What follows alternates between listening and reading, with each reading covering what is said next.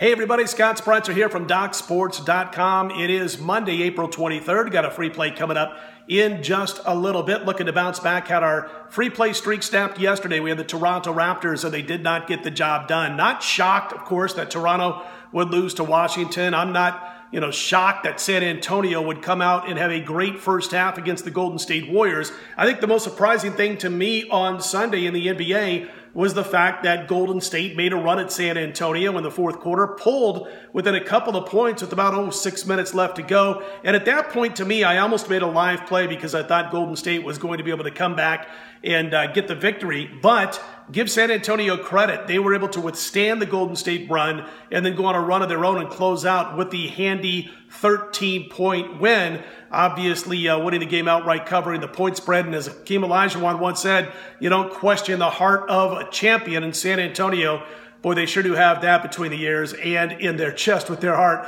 This is a team that doesn't give up. Now they're an 11-point underdog tomorrow night on Tuesday night back in the Bay Area for the next game, which would, of course, be Game 5. Big steep price, some 10.5s out there, some 11s. You would think at the very least Golden State wraps up the series, but a great effort by San Antonio in Game 4 to stave off elimination. Again, a free play in the NBA coming up on this report. Also, going to tell you about our premium plays going on at DocSports.com on Monday. It's Bounce Back Monday. Had the big 7-unit top play winner on Saturday. Yesterday, a losing day on Sunday. We look to bounce right back on Monday. Couple of plays up right now. More on that in a bit. On the ice for Monday, we got two teams. Both the Boston Bruins and the Washington Capitals can wrap up their first-round series in the NHL on Monday. When you look at what happened to Boston over the weekend, boy, it was just a situation where Tuukka Rask was basically pulled before the finish of the Canadian national anthem, and it was just a bad game for him. He hit bottom. We've also seen Boston last time out, their frontliners who were so darn strong, great on the offensive end in the first couple of games of this series, struggled last time out. I would think that Tuukka Rask gets back on track, as do the Boston frontliners. They've seen the adjustments that have been made, and I think they'll make their own now. As far as the Capitals, I got to give Barry Trotz a lot of credit. I almost counted him out, not only for this particular series, but maybe his job in D.C. after the 0-2 start to Columbus, losing both games, first two games at home. Give him credit. He made the change in between the pipes, and he decided to go with Holtby. And, I wasn't sure if Holtby still had it enough to make the comeback that they have, but he stopped 95 of 101 shots. This team can make it 4 straight wins and wrap up the series against Columbus on Monday. Now, John Tortorella is guaranteeing that there will be a Game 7, but I'll just tell you right now, folks, that as of now, about 3 o'clock in the morning Eastern time on Monday morning, the bettors not agreeing with the guarantee of Tortorella, and in fact, they have begun to bet a little bit on the Capitals, taking them from a short underdog in this Game 6 matchup to about $1.15, $1.20 favorite. So the bettors not in agreement with John Tortorella guaranteeing that Game 7.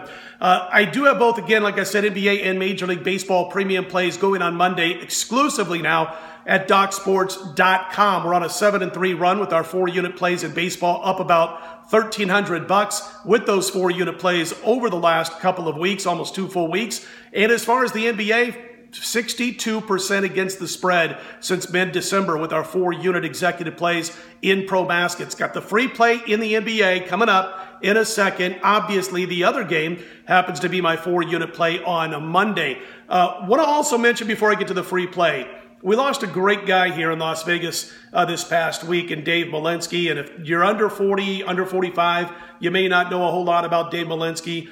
He was always the smartest, the classiest guy in the room, and just a wonderful human being to be around. Guys who are 25, 30 years old coming up in the business think just as well about Malinsky as guys like me who have been around for a while. Just a good friend, a great guy, and we might have another video where we talk a little bit more about Dave's impact in Las Vegas in sports betting and everything he's done over the, 25, close to 30 years that I've known of Dave. Dave and I just became close friends about 7 or 8 years ago, but we've known each other since the early 90s, and I'll talk maybe a little bit about that in an upcoming video. Our days at the Stardust line He co-hosted on Sundays. I co-hosted on Saturdays, and then becoming friends about a half dozen years ago. And just some interesting points that I'd like to share about Dave, because it wasn't just about sports betting with this guy.